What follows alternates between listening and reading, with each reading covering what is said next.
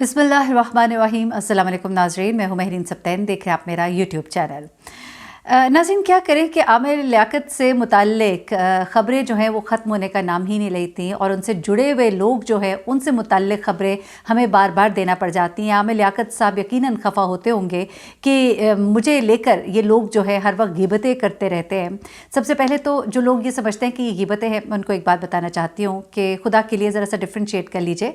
ये ख़बरों का चैनल है, ख़बरों का जो मटीरियल है वो हमने आप तक पहुँचाना होता है। ये ख़बर की दुनिया है, हम छुप कर ये बात नहीं कर रहे, हम सामने बैठ कर ये बात कर रहे हैं। दूसरी बात ये कि हम तोहमत नहीं लगा रहे, हमारे सामने जो खबर आती है, मैं जो खबर आप तक पहुंचाती हूँ यकीन मानिए उसके पूरे पूरे प्रूफ होते हैं, उसके तमाम लिंक्स होते हैं और उन लिंक्स के साथ मैं बात करती हूँ। फिर आमिर लियाकत साहब से भी एक दरख्वास्त है कि आमिर लियाकत साहब या तो आप ऐसी पोस्ट शेयर ना किया करें, आप भी ज़रा खामोशी इख्तियार कर लें। अगर आप चाहते हैं कि हम खामोशी इख्तियार कर लें तो आपको भी थोड़ी सी खामोशी इख्तियार करनी होगी, क्योंकि आप जब खबर का मटीरियल देंगे तो हमें मजबूरन बात करना होती है, क्योंकि अगर हम अपने चैनल पे बात नहीं करेंगे तो हमारे चैनल की क्रेडिबिलिटी ख़राब हो जाती है कि एक हॉट टॉपिक, एक हॉट इशू बना हुआ है और उसके ऊपर अगर हम बात नहीं करेंगे तो हमारी क्रेडिबिलिटी भी ख़राब होती है, क्योंकि हमने अपने चैनल से हर वो नई बात जो इस वक्त एक इशू बना हुआ है, जो ट्रेंड कर रहा है, हमें उस पर बात करनी है।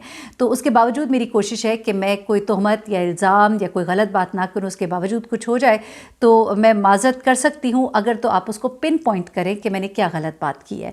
तो अभी तक कोई बात उन्होंने मुझसे नहीं की, लेकिन मेरे जहन में एक ख्याल आया कि हो सकता है उनको किसी बात से एतराज़ हो रहा हो, लेकिन एनीवे मैं वो बात सामने रखूँगी जो हकीकत पर मबनी है, जो हमारे सामने आ रही है।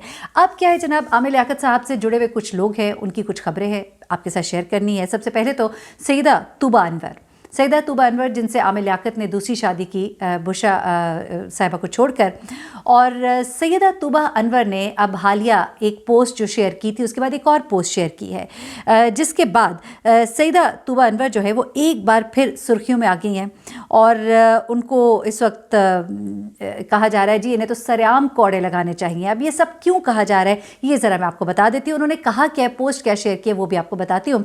अभी आमिर लियाकत साहब के हवाले से जब आपको याद होगा कि एक पूरी सीरीज़ चली थी जिसमें आमिर लियाकत साहब ने पहले कहा कि ये खुला जो ले लेती हैं ये किस तरह की औरतें होती हैं, ये सारी बातचीत हुई। मेरे गुज़श्ता वीडियोज़ में सब कुछ मौजूद है, जिसके फ़ौरन ही बाद तूबा का जो एक पैगाम आता है जिसमें वो कहती हैं कि जो लोग झूठ बोलते हैं, पाकबाज़ औरतों पे तहमत लगाते हैं, वो सब कुछ हुआ। उसके बाद तूबा ने एक पोस्ट शेयर की जिसमें उन्होंने अपनी अलहदगी के बारे में बताया और अपने मुश्किल वक्त के बारे में बताया।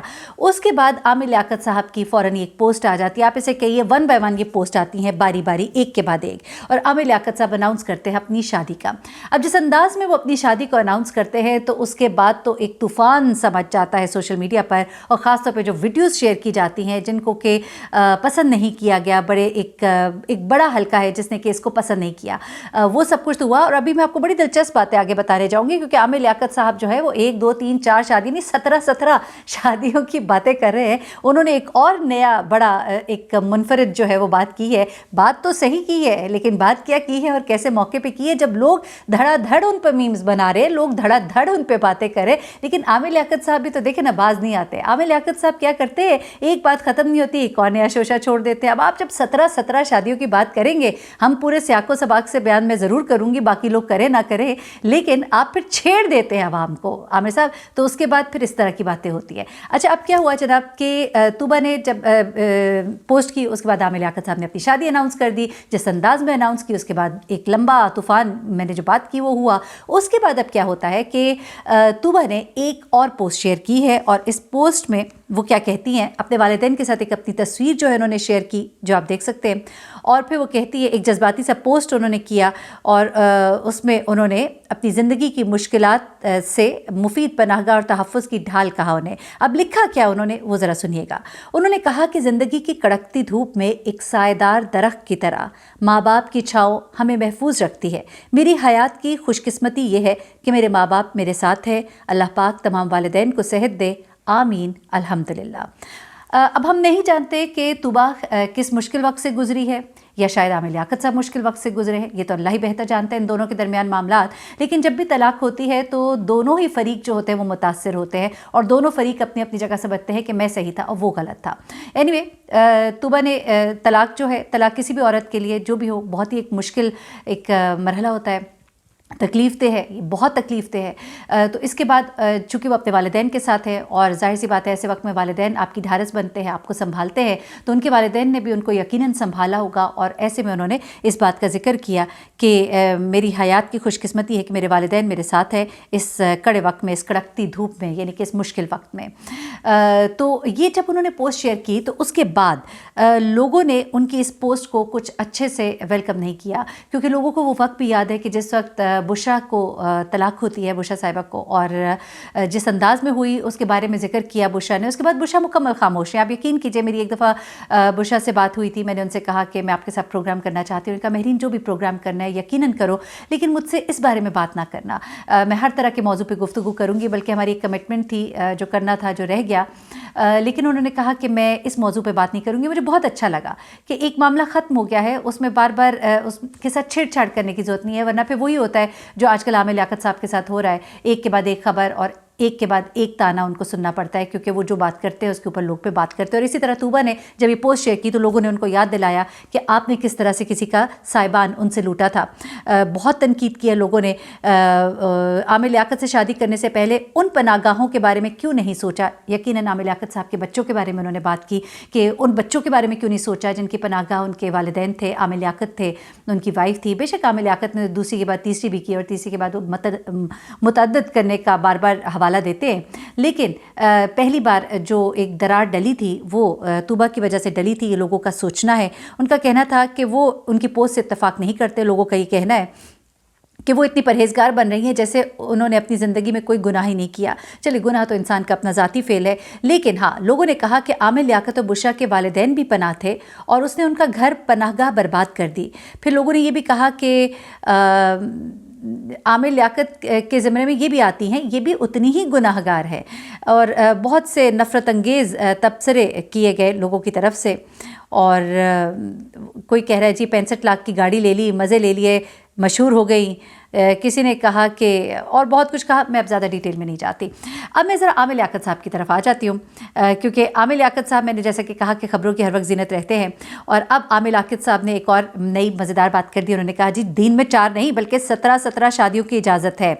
और ये बात जो है उन्होंने अपनी तीसरी बीवी को पहलू में बिठा कर की, जिसके ऊपर उन्होंने कहा कि भाई एक वक्त में इस्लाम में इजाज़त है कि आप 1, 2, 3, 4 करें और चारों का आप एट अ टाइम रखें, यानी कि एक ही वक्त में रखें। लेकिन आप एक करें, आप छोड़ते जाएं, चाहे आप 17 करें, चाहे आप 20 करें। तो ये बात तो उन्होंने दुरुस्त कही है, लेकिन आमिर साहब, जब इतना लोग आपसे थोड़े परेशान हैं या शायद आपसे इतनी मोहब्बत करते थे कि उनसे बर्दाश्त नहीं हो रहा आपका ये वाला रूप, क्योंकि वो आपको किसी और शायद रूप में देखना पसंद करते हैं। हर एक की अपनी अपनी चाहत है। अगर आप कहें तो आप भी अपनी जगह दुरुस्त है, लेकिन अगर आप इस तरह की बातें ना करें तो फिर मैं वही बात करूँगी कि हमें भी मौका ना मिले कि हम इस तरह की खबरें दें। अच्छा जी, एक और बात जो उन्होंने की है, वो एक कॉन्ट्रोवर्सी को उन्होंने क्लियर करने की कोशिश की है, तो मैंने कहा ज़रूर मैं वो भी जिक्र कर दूँ, क्योंकि हाँ, आपका राइट है, बिल्कुल राइट है। मैंने एक खबर दी थी, इस खबर में मैंने आपको बताया था कि हानिया ने एक इंटरव्यू दिया एक टीवी चैनल को, और उसमें हानिया ने कहा, हानिया मैं आपको याद दिलाती चलूँ, ये वो लड़की है जो अपने आप को आमिर लियाकत की तीसरी बीवी कहती रही, और बहुत शो डाला एक टाइम पे, बहुत वीडियोस बनी इसके ऊपर, बहुत बातें हुई इसके ऊपर। तो उस वक्त हानिया ने कहा कि आमिर लियाकत के बारे में कि आमिर लियाकत का दानिया के साथ शादी से पहले से ताल्लुक़ था, और वो ये बताना चाह रही थी, मैं उसका कंटेंट आपको बताती हूँ, वो ये बताना चाह रही थी कि आप अगर हानिया के हाथ पे देखें तो जो वीडियो उनके बेडरूम से लीक हुई है उसमें उसके हाथ पर कोई मेहंदी नहीं लगी हुई। और जब हानिया अब इस वक्त सोशल मीडिया और डिफरेंट चैनल्स पर इंटरव्यू दे रही है तो उसके हाथ पे मेहंदी लगी है। अगर आमिर लियाकत कहते हैं कि कल ही शादी हुई तो फिर उस दिन मेहंदी नहीं लगी और आज मेहंदी लगी है। इसके कहने का मतलब ये था कि हानिया की वो बेडरूम वाली वीडियो जो है, माज़रत के साथ, दानिया की जो बेडरूम वाली वीडियो है आमिर लियाकत के साथ, वो शादी से पहले की कोई वीडियो है, यानी उस वक्त तक उनका निकाह नहीं हुआ था, और अब जब निकाह हो गया है तो हाथों पे मेहंदी भी लगी हुई है। तो ये एक इल्ज़ाम उसने एक्स्ट्रा मैरिटल अफेयर का लगाया था हानिया ने उसका जवाब अब आमिर लियाकत ने दिया है। मैंने चूँकि वो इल्ज़ाम भी आपको बताया था जो हानिया ने दिया था, मैं जवाब भी आपको बता देती हूँ। तो आमिर लियाकत साहब ने कहा कि लोगों को सोचना चाहिए और लोगों की बातों पे अंधा एतबार नहीं करना चाहिए। अब मैं आपको बताता चलूँ कि जब ये वीडियो हमने शेयर की थी तो उस दिन हमारा निकाह हुआ था। उसके बाद मैं इसको कराची लेकर आया और फिर उसके बाद यहाँ पर 3 दिन के बाद ये हाथ पे मेहंदी लगाई है, जिसके बाद ये इंटरव्यू शेयर हो रहे हैं। इसलिए उस निकाह के मौके पर उनका कहना है कि उसके हाथ पे मेहंदी नहीं थी और ये मेहंदी जो है ये बाद में लगाई गई है। तो इसको इतना गलत एक जो रूप दिया गया है, वो कहते हैं कि ये तोहमतें जो है वो ना बांधी जाएं। बिल्कुल दुरुस्त का है, मैं समझती हूँ। और अगर वो बयान दे रहे हैं, वो बता रहे हैं वजाहत, तो उनकी वजाहत को यकीनन मुझे आपको सबको सुनना चाहिए। तो उसमें उन्होंने एग्जैक्टली जो बताया है, उन्होंने कहा कि शादी लोधरा में हुई, सिर्फ निकाह हुआ था, फिर जब कराची पहुँचे तो उसके बाद मेहंदी लगी थी। तो लोग जो है गलत बातें जो है उनसे इज्तनाब करें। तो ये एक इल्ज़ाम था जो कि हानिया ने लगाया था, हमने वो सामने रख दिया और उसका जवाब आमिर लियाकत ने दिया, वो भी हमने सामने रख दिया। मुझे मेहरीन सप्तान को इजाज़त दीजिएगा, अपनी दुआ में मुझे भी याद रखिएगा, अपना बहुत ख्याल रखिएगा। अल्लाह हाफ़िज़।